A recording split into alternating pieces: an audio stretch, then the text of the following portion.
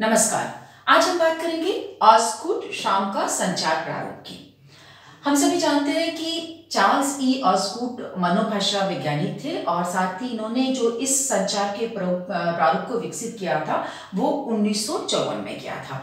और ऑस्गुड का जो ये प्रारूप है संचार का, ये सबसे अलग प्रारूप माना जाता है, क्योंकि ऑस्गुड का कहना ये था कि संचार प्रक्रिया हमेशा गत्यात्मक यानी कि गतिशील होती है और परिवर्तनशील होती है। यानी कि उनका कहना था कि अगर हम किसी से संचार करते हैं और हमारी संचार की प्रक्रिया रहती है तो वो हमेशा गतिशील रहती है और परिवर्तन उसमें होता रहता है। वो कैसे होता है मैं अभी आपको आगे बताऊंगी इस बारे में। उनका कहना था कि जो अभी तक के जितने भी संचार प्रक्रिया के जो प्रारूप आए हैं वो सीधी रेखा के हमने देखे, लेकिन उनका मानना था कि नहीं, संचार प्रक्रिया कभी भी एक सीधी रेखा में नहीं होती है, वो एक साइकिल में होती है।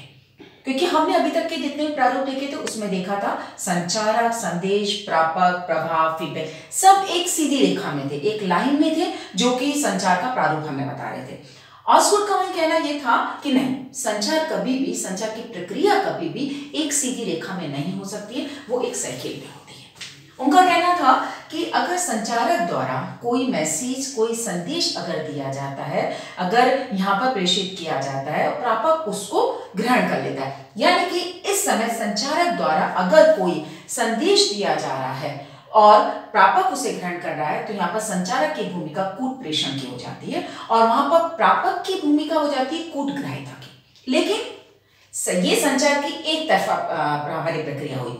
ऑस्गुड कहते हैं कि वहीं पर एक समय में जाकर के परिवर्तन होता है।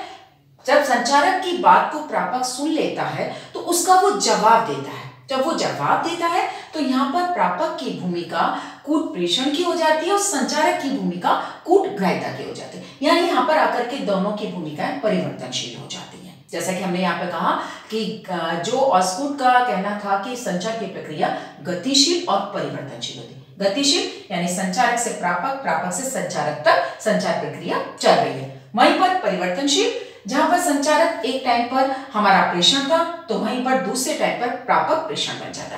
जैसे कि इस मॉडल से मैं आपको समझाती हूँ। एक संदेश दिया गया, संचारक द्वारा एक संदेश दिया प्रापक को। जब प्रापक को संदेश दिया जाता है तो प्रापक ने उस संदेश को यहाँ पर ग्रहण कर लिया। जब प्रापक उस संदेश को कूट ग्राह्यता के द्वारा डिकोडर बन जाता है, यहाँ पर ग्रहण कर लेता है, फिर उस संदेश की वो खुद व्याख्या करता है, उसको समझता है और उसके बाद वो यहाँ पर कूट प्रेषण की भूमिका में आ जाता है, यानी कि इनकोडर की भूमिका में आ जाता है। फिर वो दोबारा संदेश संचारक तक पहुंचाता है और संचारक वहां पर आकर के फिर वो कूट ग्राह्यता की भूमिका में आ जाता है। यानी कि जो संचारक पहले किसी संदेश का प्रेषक था, भेज रहा था, वो दूसरी भूमिका में उस संदेश को ग्रहण करने वाला बन जाता है। तो ऑस्गुड का कहना यह था कि कभी भी कोई भी संचार की प्रक्रिया एक सीधी रेखा में, एक सीधी लाइन में हो ही नहीं सकती है। वो प्रक्रिया एक साइकिल में चलती है और परिवर्तन होता रहता है। जो हम संदेश भेज रहे हैं वो कई बार संदेश प्राप्तकर्ता भी बन जाता है, क्योंकि हमने देखा था कि जब तक फीडबैक हमको नहीं मिलेगा तब तक संचारक ये चीज समझ ही नहीं सकता है कि उसने जो संदेश भेजा वो प्रापक तक पहुंचा भी है या नहीं।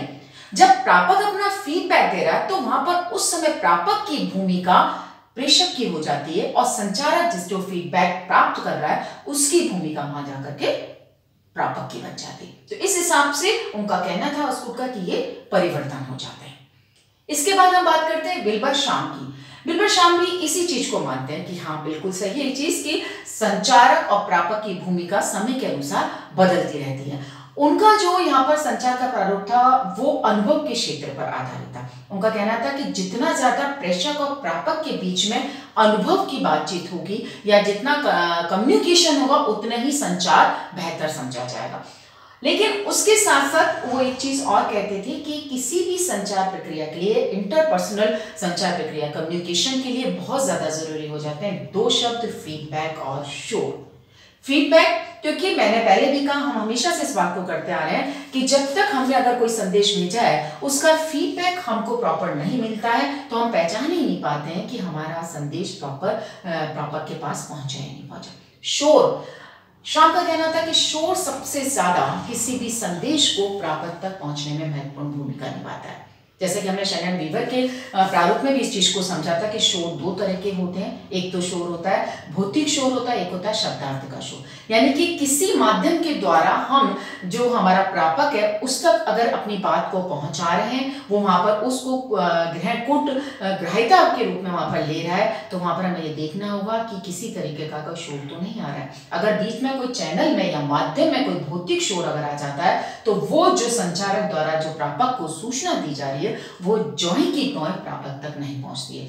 जब प्रापक तक वैसी ही सूचना नहीं पहुंचेगी तो प्रापक जो अपना फीडबैक देना चाह रहा है संचारक को, जो प्रापक यहाँ पर प्रेषक की भूमिका में आ जाता है, तो वो सही फीडबैक अपना संदेश संचारक तक पहुंचा ही नहीं पाएगा। इसी तरीके से शब्दार्थ की बात उन्होंने की थी कि शब्दों का चयन भी हम ऐसा करें कि ताकि प्रापक तक किसी तरह की कोई कठिनाई नहीं हो। तो ऑस्गुड और शाम का जो कहना था संचार प्रारूप में कि कभी भी संचार की प्रक्रिया एक सीधी रेखा में नहीं हो सकती है, वो साइकिल में चलती है। दूसरा, जो संचारक एक समय में हमारा कूट प्रेषण होता है और प्रापक जो कूट ग्राह्यता होता है, वहीं वो दूसरी परिवर्तन हो जाती है उनकी स्थिति।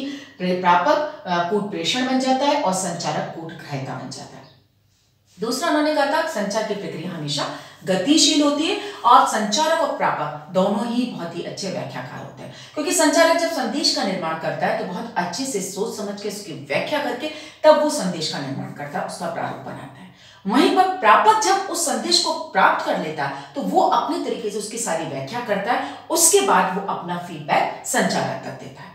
शाम ने भी इसी चीज को माना था, लेकिन उनका सिर्फ ये था कि फीडबैक और शोर ये हमारे जरूरी तत्व होने चाहिए संचार प्रक्रिया के लिए। उन्होंने माना था कि जो हमारे संचार प्रक्रिया के तत्व हैं, संचारक, संदेश प्रापक, प्रभाव, तो उन्होंने उसमें माना कि इसमें फीडबैक और शोर भी एक अनिवार्य तत्व है। तो ये तो हमने आज जाना ऑस्गुड शाम का संचार।